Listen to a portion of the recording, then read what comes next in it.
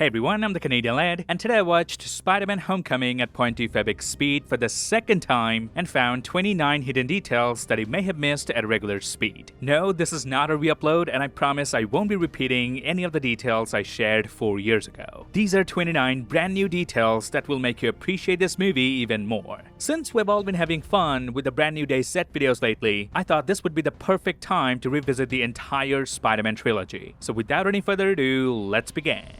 Number 1. When Spider-Man sneaks into his room, he climbs up the wall but then pauses and crawls back down a bit. Moments later, we see Aunt May's shadow moving in the living room, meaning this tiny hesitation was his spider sense kicking in. Peter already knew she was there, so he pulled back before moving up. Such a neat little detail, eh? But yeah, it's kinda weird that his spidey sense didn't kick in at all when Ned was there in the room. Number 2. When Adrian Toomes drives Peter and his daughter Liz to school, that's where Toomes figures out Peter Parker is Spider-Man. But there's an incredible hidden detail here from director Jon Watts that's one of my favorites in this film. Notice when Toomes stares at Peter through the rearview mirror and he hasn't fully put the pieces together yet, the red traffic light reflects across his face. And as soon as he realizes Peter is Spider-Man and everything clicks, the light shifts to green. It may seem like a minor detail, but anyone who knows how carefully movies handle lighting can tell this wasn't random. Jon Watts intentionally used the traffic lights to mirror Adrian Toomes' understanding. The red light represents a Toomes who doesn't know Spider-Man's identity, and the green light represents a Toomes who finally does. Number 3. On the ferry, there's a license plate that reads HTD003, which is a nod to Howard the Duck number 3 from 2015. And here's what most people seem to miss. In that same comic arc, Howard actually boards a Staten Island ferry, the exact same kind of ferry we see in the movie. Number 4. On the subway, we see Peter sending multiple texts to Happy, and then he scrolls up, revealing numerous unanswered messages. Now notice in one of the texts, Peter asked Happy, "How is Black Widow?" or should I say Natasha in quotes. It's a reference to the fact that Peter and Natasha were on the same side back in Civil War. But what's funny is that during the airport battle, it was Rhodey who almost lost his legs, and here's Peter only checking in on Natasha. And this brings me to my next detail, number 5.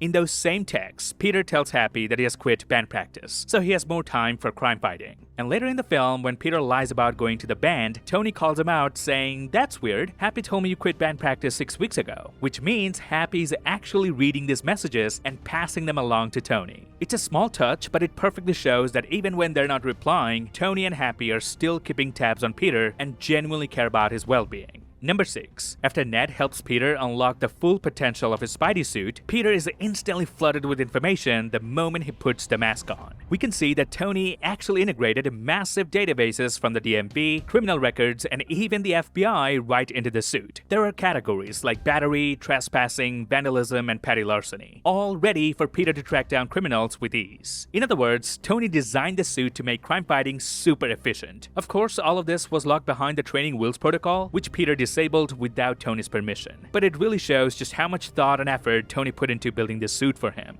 Number 7. When Tony invites Peter to the new Avengers facility, he taps his watch twice and a hidden compartment opens to reveal the brand new Iron Spider suit. On both sides of this room, we can see blueprints for the suit on display, showing the AR overlay, the built-in drone in the spider emblem, and most importantly, that almost the entire suit is now weaponized. This moment completes a full circle. Tony first gave Peter a training suit, then took it away, and now he's happily ready to offer him the Iron Spider armor. And I couldn't help but notice that while Tony has to tap his watch to open the compartment, notice that as soon as he steps toward this glass room, everything inside lights up and the displays automatically turn on, just with his mere presence. I love small CGI touches like that. Number 8. While Peter is filming his blog with Tony Stark, there's this quick moment where his eyes move toward the road with a hint of concern. That's because his spidey sense is already picking up that they're about to get dangerously close to another car. And sure enough, a couple seconds later, Happy finally notices and lays on the horn. That's why Peter doesn't even flinch when it happens, but Tony does, because Peter saw it coming before anyone else. Number 9. In Civil War, when Peter admits he's Spider-Man, Tony says, "Not in that onesie or not," and Peter defends himself saying it's not a onesie. You're Spider-Boy?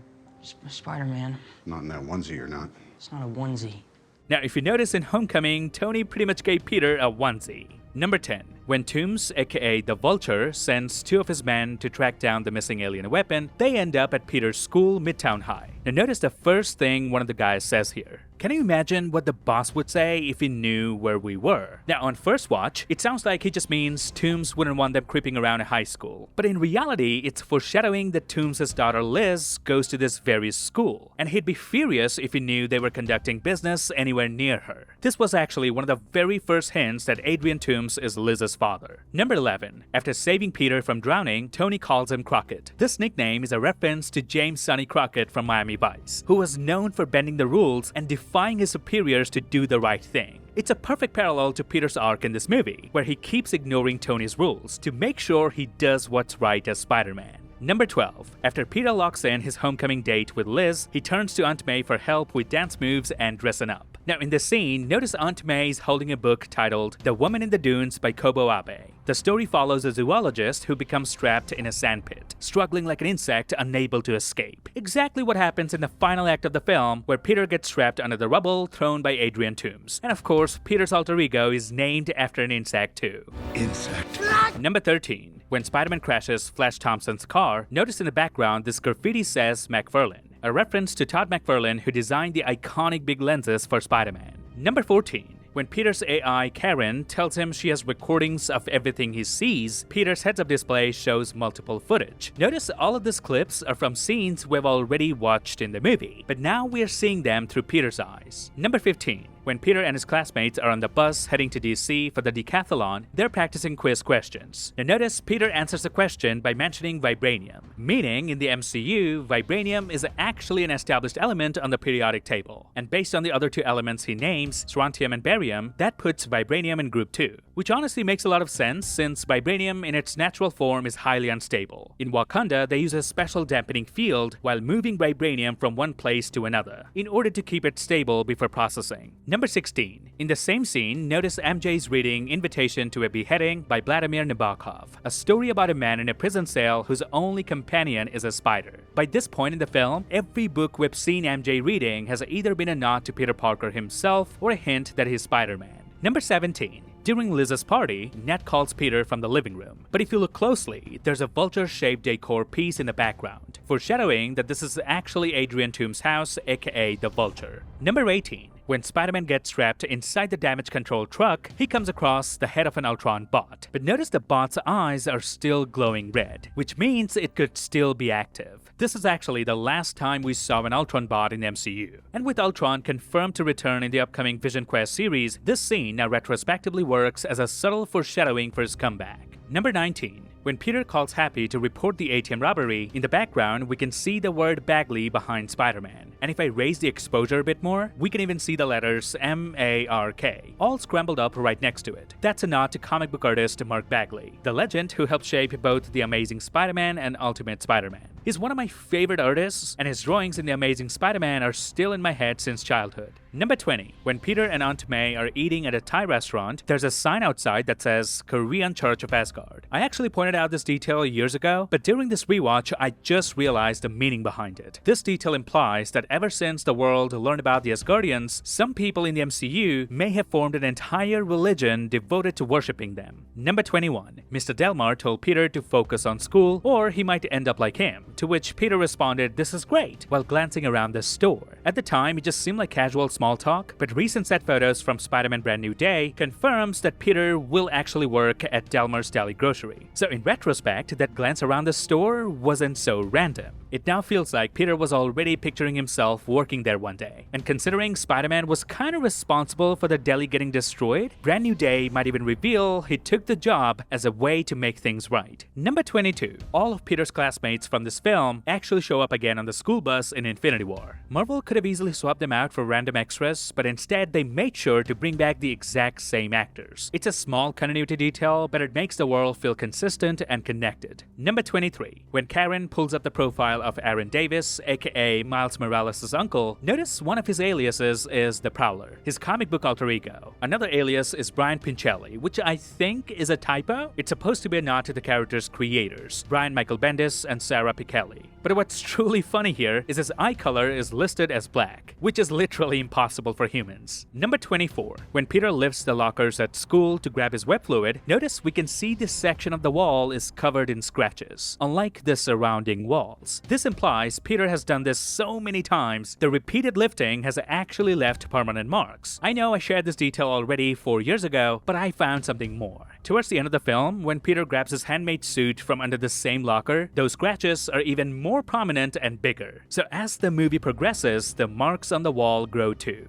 25. The Vulture's criminal career in this film is all about scavenging leftover tech from the Chitauri invasion, just like a real vulture picking through the scraps of a carcass, whereas in the comics, he's traditionally known as a burglar, usually hitting banks and jewelry stores. 26. Right at the beginning of the film, one of Toombs' guy arrives late to work. Now, if you notice the coffee cup he's holding, that's the same New York-style coffee cup that says, "We're happy to serve you." Up until now, I thought Jon Watts only used these cups in No Way Home, but it looks like this cup has been there since Homecoming. Tobey's Peter Parker had the same cup in Spider-Man 3 just before he sees Harry in the hospital. 27. After Peter's meeting with his school principal, Ned mentions the school on the 46th Street, where the principal has a crossbow. Now, the 46th Street is located in Hell's Kitchen, where Daredevil operates, and in Brand New Day, Spider-Man will officially meet the Punisher. Number 28. During Tony Stark's trip to India, he was on a phone call with Peter Parker. Now notice we can actually see the call screen reflected in Tony's glasses, while he's remotely controlling his suit. Number 29. In the final fight against Adrian Toombs, Spider-Man burns his fingers the first time he tries to lift a piece of burning metal. The second time though, he digs his hands into the sand to create a little barrier, protecting his hands from the heat. On my first watch, I honestly wondered why didn't he get burned the second time. It wasn't until my second .25x speed rewatch that I realized he was deliberately using the sand to shield his hands and then save Vulture. It's such a small detail, but it adds a ton of depth to the action, showing that Peter is learning and adapting on the fly. Moments like this are why Homecoming feels so alive. It reminds you that even in a big superhero movie, there's careful thought behind every move, every gesture, and every visual choice. Number 30. This last detail isn't really a hidden detail, but it's more of an emotional connection that hits me every time. We all remember how Peter thought Tony was going in for a hug, only for Tony to say we're not there yet. Fast forward to Endgame, where Tony catches Peter off guard with an actual hug. So they finally got there.